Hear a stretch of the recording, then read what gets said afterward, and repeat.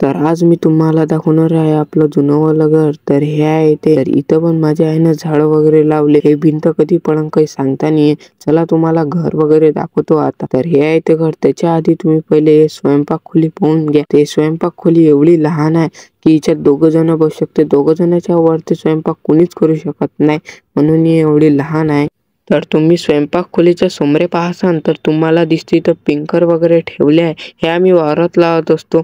तर तुम्ही ह्या घराला म्हणू शकता एक स्टोर रूम पण आहे. मी ह्या घरात आलो होतो म्हणून मी पहिलेच लाईट वगैरे लावून घेतला होता. तर तुम्ही पाहू शकता या घरात आम्ही किती सामान ठेवलाय. तर तुम्ही इकडे थोडेसे समोर असाल तर आम्ही याच्यावर पण सामान ठेवलेलं आहे. हे वाले डबके आम्ही फवाराच्या पाण्यावर यूज करत असतो.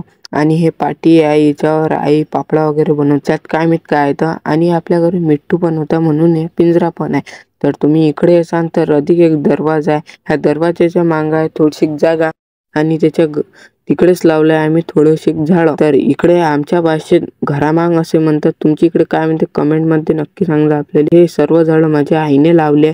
सर्व नाही, हे 2 झाडं दिसत आहे. हे वालं एक झाड आणि हे वालं झाड हे मी लावले आहे. आणि हे वालं माझ्या बहिणीनं आणि हे वालं माझ्या आईनं. तर हे वालं पण माझ्या आईनं लावलं आहे. तर इथं थोडेसे तुम्ही समोर पाहता इथं आम्ही लाकडं वगैरे ठेवले आहे. आम्ही चूल जाळण्यासाठी ठेवत